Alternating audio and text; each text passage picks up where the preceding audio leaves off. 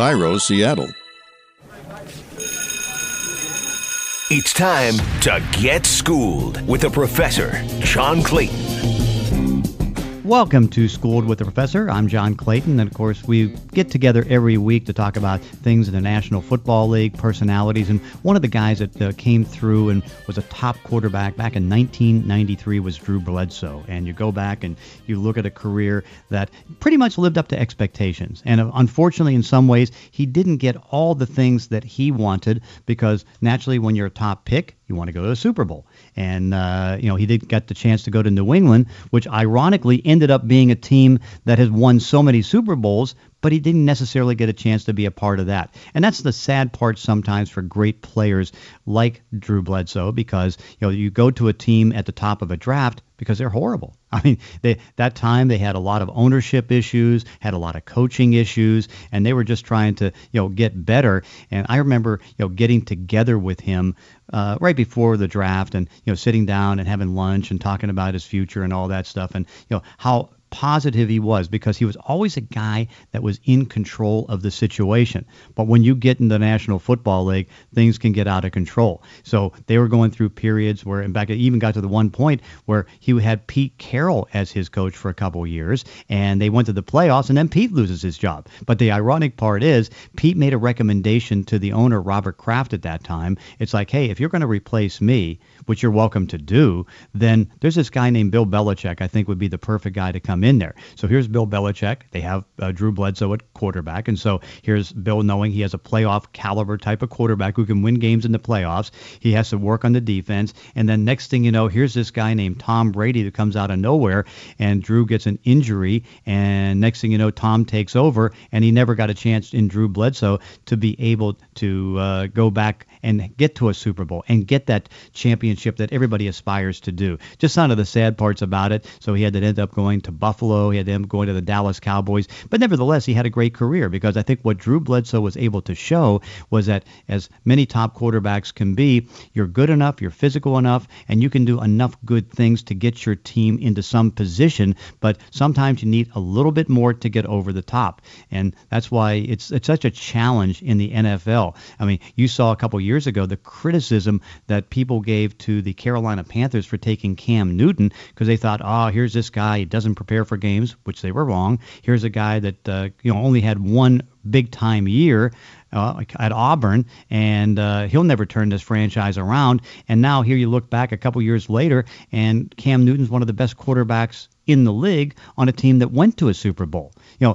Football is pretty easy to figure out in some ways. I mean, first, you need a quarterback. Second, you need a defense. Third, you need a running game. You put those three elements together, and then you can be like the teams that are competing for the Super Bowl last year. 11 of the 12 teams either had quarterbacks, defenses, but their defense gave up 20.2 points a game. 11 of the 12 teams that made the playoffs, and you can see similar things developing right now. Unfortunately, for so many years in New England, they never got it together to a point where they can get over the top until Bill Belichick came in, and until, unfortunately, for Drew Bledsoe, Tom Brady took over, and the combination had such it's just been dominating a division right now. I mean, the AFC East has never really been challenged too much until maybe one or so years when Tom Brady was hurt, and so Miami ends up winning the division that year. I mean, the Jets did form a formidable challenge in the sense that Rex Ryan came in his first 2 years, went to championship games. But unfortunately, the Drew Bledsoes of the world,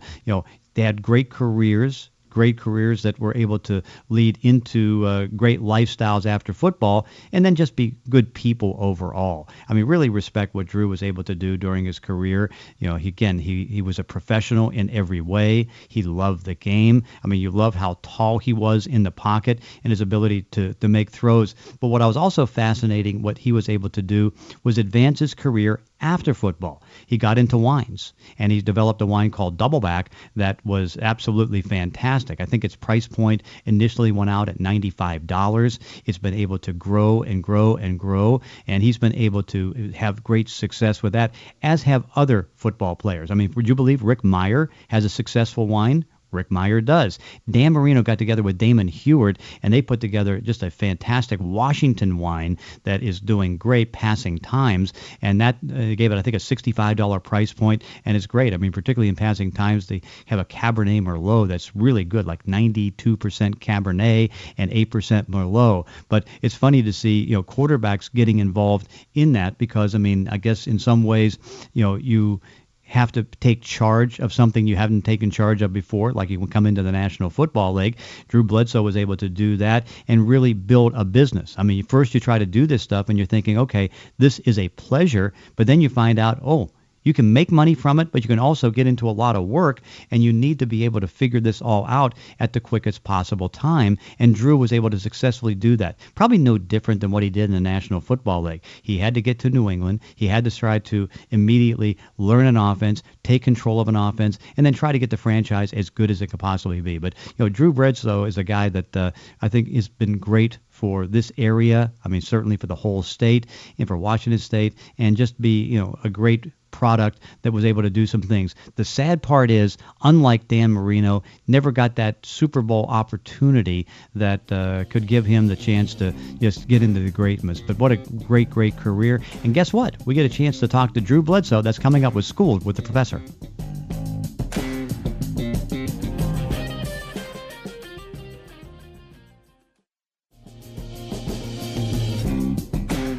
Hey, Drew, how are you? How you been? Great. How's it going today, John? Long Good. time no hear, man. I know. Haven't seen you in ages. Yeah, no, we're living down here in Bend, Oregon, raising kids, coaching football, making wine up in Walla Walla, just all kinds of good stuff going on. Oh, nice. The wine's great, by the way. How's it selling? It's selling really well, man. The response has been super strong. It's believe it or not, it's actually becoming a decent business, which is fun to be able to say. Oh, that's nice. Congratulations on that. Hey, by the way, how's your wine done against? Have you tried Rick's wine? Yeah, he's making some great stuff. He's really doing a good job. And everything from Damon and Dan seem to be going pretty well. Yeah, I think they're doing a great job, man. I'm excited for their project that I think drops this year, where they're doing like 400 cases from Horse Heaven Hills, 400 from Walla Walla, and 400 from Red Mountain. I'm still stunned. So, having gone back with Dan and covered his entire career, and of course, I mean, I used to go to high school games and cover that, and his father worked in the same building. I never thought he'd be getting into wine, never, because he was always an Iron City guy. He was always a beer guy. Yeah. Well, he was the one that first got Damon into Washington wines, if you can believe that. Damon grew up here, but when he's playing with Marino down there, Marino had a big cellar, and he had a whole bunch of Washington stuff. And that's when Damon really started checking out the Washington wines. Mm-hmm. Kind of funny that he had to go to Florida to get back into his home state wines. I know, it's amazing, but hey, that's the way it goes. Hey, are you ready here? That's really. Joining us right now is Drew Bledsoe, who had a great career in the National Football League. And I still remember, Drew, going back and having a little bite to eat with you as we were getting ready to get in your first draft and looking at your career ahead. Did the career go the way you thought it was going to go? Well, when you come into that thing, John, you're just kind of, just hoping that you can get on the field. I mean, even though I was drafted really high, I don't know that I had real expectations for what my career was going to look like. Going forward, I was just kind of hoping I could play for 10 years and actually get on the field a little bit. So, I didn't have expectations coming in.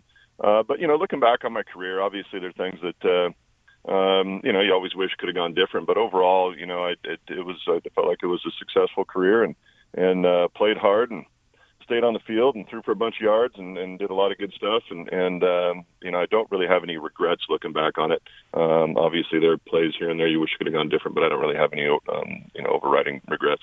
What expectations did you have? What you thought it was going to be like a 10-year career, and with what type of accomplishments?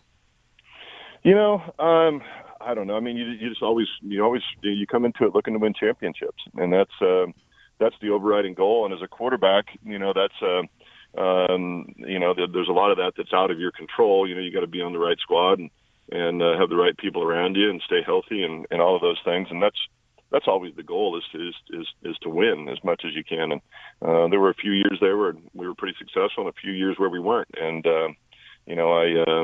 certainly take ownership of the times that we weren't particularly successful, but also really enjoyed the times that we were. So, as a whole, I mean, my career didn't win as many games as would have liked to, but but won our share and felt like at the very least I was always a good quarterback for my squads when I was playing. Yeah, because I mean, the one thing in the NFL is quarterbacks as talented as you that go high in the draft, they usually go to franchises that are obviously struggling or have had problems. And of course, you go to New England at a time that they were going through a lot of transition in coaches and different type of things. And you were the mainstay of the team, but of course, unfortunately, a lot of the things didn't work out where you can get as many playoff games as you would like.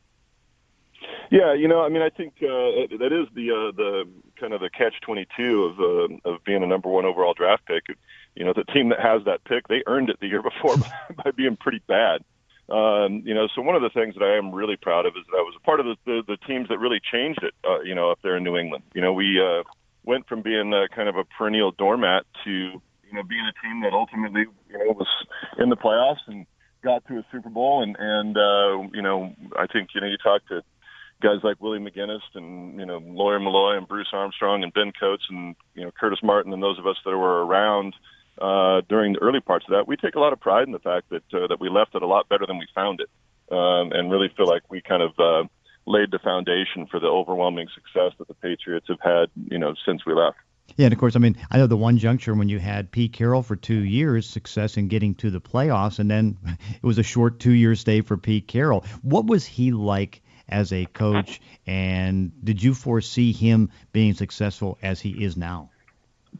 Pete was an outstanding coach for us in New England. The big thing that happened when Pete came, he was there 3 years, and when Parcells left and went to the Jets, and then subsequently Curtis Martin left, we ended up with a whole bunch of draft picks. We had multiple first-rounder, multiple second-rounders over those next 2 or 3 years, and I remember saying, when people asking whether we could turn this thing into a dynasty, I remember saying, well, it's going to depend on how these draft picks pan out.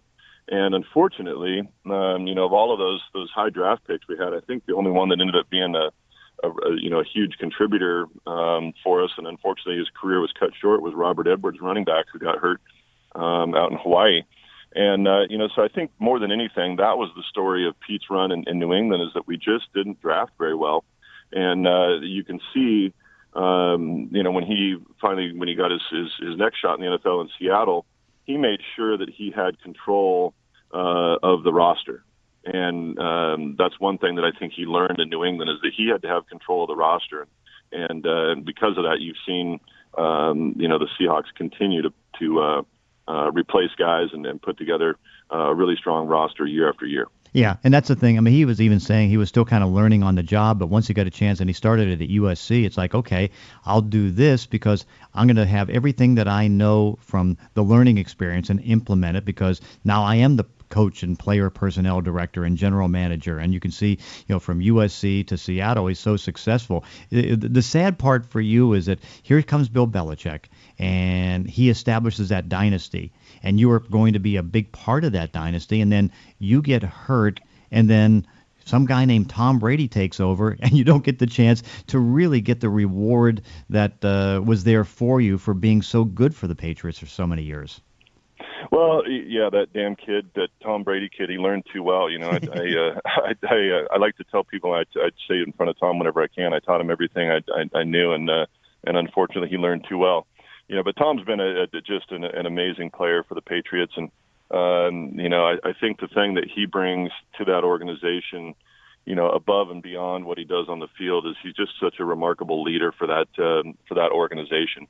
Is very demanding of the guys around him, and even in his absence, these last 4 games, the Patriots have gone on to go 3-1, and even without Tom being there, just his influence on that organization has been so strong. So, a lot of credit to Tom for being such a great player and a great leader. But yeah, it was kind of a bummer for me. There's no doubt about it. I really felt like we were building something, and just as we were getting ready to start climbing, that's when I got hurt, and Tommy came in, and unfortunately for me, he played too well, and I didn't get to go back on the field. But That's the name of the game in the NFL. Very few guys, just get to do a John Elway and play their whole career in one organization and ride off into the sunset after a Super Bowl. There's not very many guys that get to do that. It's a tough thing to understand when you're in the middle of it. You want to feel like you're indispensable and the team can't do anything without you. But ultimately, it's a replacement game, and that happens to almost every player that comes through the NFL. Ultimately, they're replaced at some point. Had Tom Brady, who arguably is the greatest quarterback in NFL history, not been behind you and then take over the job, how do you think you would have been with the team that Bill Belichick is doing, and how many Super Bowls do you think you might have got out of that? Oh, well, we definitely would have won a lot more Super Bowls with me at the helm. You know that. But the thing that happened that season, I remember getting to training camp, and I stepped into the huddle the first day, and I looked around at who was in the huddle with me, and I said, "Man, we got a chance. We got an offensive line." We really had put together an offensive line that was going to be very good. Unfortunately, a lot of those guys got hurt in training camp and missed games and so on. And I don't think Matt Light even played till like the second or third game that season. But as that group started to come together, that's when you really saw that Patriots offense really start to take off. So I really felt like coming into that season, in spite of some low expectations for the year, I really felt like we had a chance to do something that year. And obviously, ultimately, we did, but it was just with the other guy playing quarterback. Yeah, and what an amazing job he did. So going to Buffalo, going to Dallas, how were those experiences? I tell people all the time, and people they think I'm lying to them, but we really, really enjoyed playing in Buffalo. Obviously the weather is pretty atrocious. My last season there, I think of our 8 home games, I think there were 6 of them where weather was the primary factor in the game. So you had to deal with that part of it. But I tell people, it was like playing pro ball in a college town. I think Buffalo and Green Bay are kind of the 2 organizations left in the NFL that really have that vibe to them, where you really feel like you're just part of a small community. You get great support. The fans out there were extremely loyal and supportive, in spite of the fact that they probably have had more heartbreak than any other organization, losing 4 Super Bowls in a row. But it was a pretty spectacular experience to go play there, and then got to go to Dallas. And if you're playing quarterback for the Cowboys, there's really only one position that I think equates to it in pro sports, and that'd be pitching for the Yankees. If you're pitching for the Yankees, people either love you or hate you, and there's really no middle ground. And so when you're playing for the Cowboys, playing quarterback for the Cowboys, you're at the center of the bullseye for a lot of people that either love you or don't like you. And I enjoyed that experience as well. It was cool being a part of that organization for a while. Yeah, fascinating you bring that up, because something is kind of going unusual right now. Here's Dak Prescott, drafted. Tony Romo breaks his collarbone, or gets his injury here in the back in the Seattle game, first hit. And so now here's Dak Prescott, 4 games, he wins 3, doesn't have a turnover or an interception in any of those games. So having been through the Dallas experience, how do you think the fans in that are taking that? Are they about ready to get rid of Romo, as great as he's been? Well, I don't know, John. I think that Dak has obviously done a really nice job for that organization, replacing Tony. Tony's been a great player for him there for a long time. But in terms of, I know that there's a lot of excitement about Dak down there, it'll be interesting to see how that plays out when Tony is healthy and comes back. I think if you learn anything from watching the Seahawks and their success, one of the things that was a great advantage for the Seahawks is they had 4 or 5 Pro Bowlers that were still on their rookie contract there for a number of years, making not very much money. And so they had just a huge salary cap benefit over the rest of the teams in the league. And that's one of the things that I'm sure the Cowboys have to look at and consider. If you've got a quarterback locked up that's making less than $1 million a year and playing at a high level, all of a sudden that frees up a whole bunch of salary cap space for the organization. And so I'm sure that's one thing that's going to weigh into their decision, with Tony when he comes back and gets healthy. Going off the playing field, you got into the wine industry. You got Doubleback, which of course has been a great wine. What got you in there, and how's that going? Oh, it's going really well, John, man. Anybody that gets into the wine business, you get into it, out of passion first. My wife and I really enjoy wine, and it was one of those businesses that the more I learned about it, the more intriguing it became. It's so multifaceted. You're a farmer first, and then you get into winemaking and production and all the decisions that go into that, and then you've got to get into marketing and distribution and fulfillment and all of those things. And the important part to me when we got into it was I wanted to build a real business. There are a lot of wines out there where people come in and they just throw a bunch of money at a winery and decide they're going to make some wine and make it a lifestyle choice, which is one way to approach it. But I also was intrigued by the challenge of growing and making a real business out of it. And we've done that. And it's a different kind of endeavor when you really intend to make a business rather than just make wine. All of a sudden you got to watch your costs and you got to, really pay attention to every last detail if you ultimately want to be successful at it. And it has been successful. The wines are well regarded and they sell fast and people enjoy them and our business is growing and doing really well. So it's been a lot of fun. It's been all the things I hoped it would be. It's been highly educational. It's been challenging. It's been stressful. It's been rewarding. It's been all of those things that you hope it's going to be. And then some,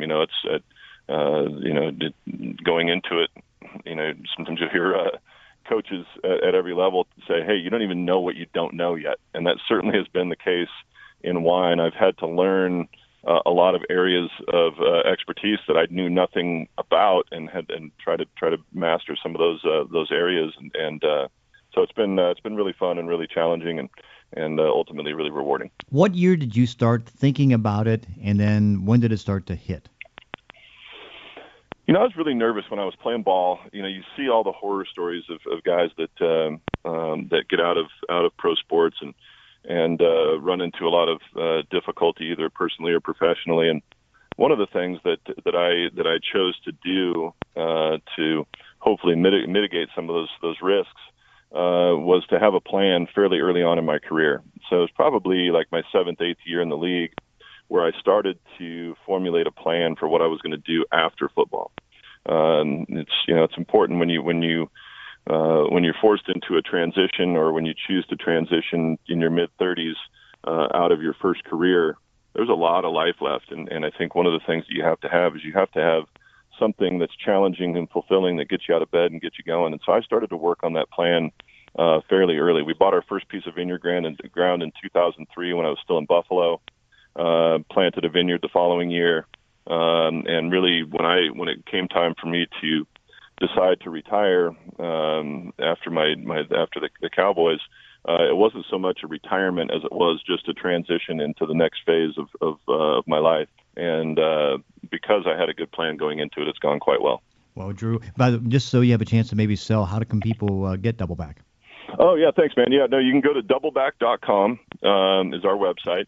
You get on there right now. There are a couple of wines available there right now. We've got our family wine, which is our second. Right on, John. Always good to talk to you about it. Doesn't quite make the cut into Doubleback. Goes into the family wine. Still great juice. Gets French oak, Walla Walla fruit, all of that stuff. Really great wine, but it's at a more accessible price point. And then we do a little bit of Syrah every year, and that's what we have most recently released is our Stolen Horse Syrah. Really great juice. Started out as kind of a just for fun project, but the customer response was so strong that we decided to bring it back and make it a viable brand. But it won't be around very long. We just released it last week, and it's almost all gone already. Hey, Drew, thanks for joining us, and congratulations on the NFL career and your post career. Right on, and I got to give a quick shout out to my high school squad. I'm coaching high school football down here in Bend, Oregon, and we got one of those games that'll always be memorable. Playing our crosstown rival, they're undefeated. We've got one loss coming up this Friday down here in Bend, Oregon. So that'll be a fun one. And getting to coach my kids and coach all these high school boys has been super rewarding. I've just loved every second of it. Well, best of luck, Coach, and I hope you win.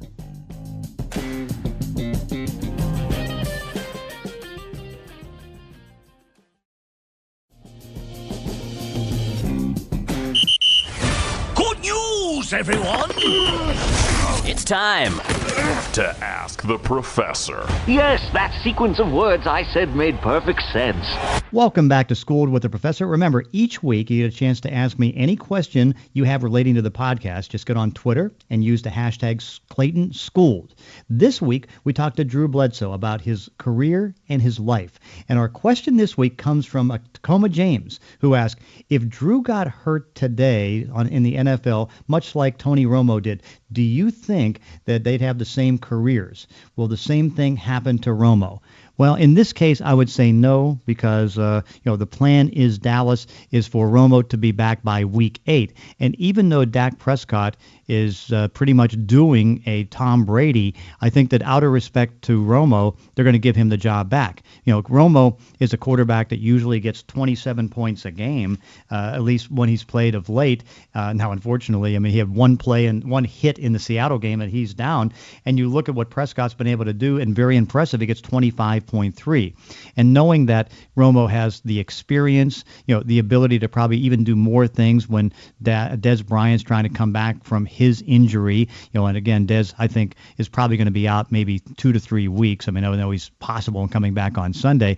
You would still think that, the way the Dallas organization is maybe a little bit different. And then also the track record that Romo has had with Dallas and the success that he's had, because I know he doesn't get a lot of credit because, he's been to the postseason and he's only won maybe one playoff game. But, he elevates the team so much because he gets so much out of everybody on the team, whether it's Dez Bryant, whether it's the other wide receivers, and whether it's the running game. And so, and you go back a couple years ago when DeMarco Murray was getting the ball so many times, having that big season that, they were at a high level, 27, 29 points a game. But you got to give Prescott a lot of credit because in some ways, what Prescott is doing is kind of like Russell Wilson without the free chance to be the starter. There was no expectations that Prescott was even going to be ready, other than the fact that everybody was kind of surprised that Jerry Jones didn't go out and get Nick Foles when Nick Foles was available for only $1.75 million. Jerry wisely decided, this Prescott guy can move around and do some good things. And look what he's been able to do. Take him to 3 wins. Complete 68% of his passes, have no interceptions. As good as you can see, but still, in the end, there still is more offense and more scoring that can come out of Tony Romo, and that's still needed because, when you look at the way that the Cowboys are constructed, they really need scoring to kind of cover for some of the things that they have on defense. Now, defensively, they've only given up 19.3 points a game this year, but they don't have much of a pass rush. They don't create a lot of turnovers. They don't have the ability to really have that shutdown type of defense that you would like to have, and so it requires them to do more in games that Prescott's able to do it. And I just don't know if there's the talent there for the Cowboys to have the defense that can do that. And you still have to think long term. People try to figure out what young quarterbacks do. It's no different than in baseball. When you have a pitcher who comes up from the minor leagues, he all of a sudden comes out and gives you 3 quality starts. You study him, and then maybe you have that division team that plays him a second time. They figure some things out by the 4th, 5th, and 6th innings, and the next thing you know, that pitcher starts to go down a little bit. And again, you give Prescott a lot of credit. Clearly, he is among the top 3 players in the league for Rookie of the Year honors. He's been that good. Carson Wentz would be included. His running back in the backfield in Dallas, Ezekiel Elliott, would be included in that mix. Prescott's done great, but there are greater things that they would have from Tony Romo. Hey, you worry about the future later. In the case of Bill Belichick, he had Tom Brady, and he knew that pretty much it was going to be tough for Bledsoe to be able to come back at that time. And so Brady takes the run and keeps going and going and going. Well, in this case, Romo's going to be ready by midseason. And with Romo being ready by midseason, he gets the job back. Sometimes that's a tough thing to do. It's like, for example, with the Rams, Jared Goff, according to Jeff Fisher, Les Snead, the general manager, is ready to be the starting quarterback of the team. They don't want to break up a thing right now that's winning. Case Keenum may not be putting up the numbers, but he continues as a starting quarterback because you go back and you think he's won 7 of his last 9 starts. So if he starts losing, then Jared Goff would get the chance. But in the case of Prescott, sure, he's doing well, but they think they can do better having Tony Romo as the quarterback. And so they'll go back to Romo at midseason. And, of course, if it's a situation like he takes the team to a 6-2 start, start, Prescott, gives it over to Tony Romo, they're going to feel almost like Bill Belichick in New England with a 3-1 start with Jimmy Garoppolo filling in for Tom Brady, getting a shoulder separation, and then going down to Jacoby Brissett. You're playing with house money, and right now the house stays with Romo in Dallas. That's it for this week's edition of Schooled. You can follow me on Twitter at ClaytonESPN and send me your NFL questions with hashtag ClaytonSchooled for a chance to get your questions on the air and on the podcast. If you have a minute, please let's have a review on iTunes. Thanks for listening. Class dismissed.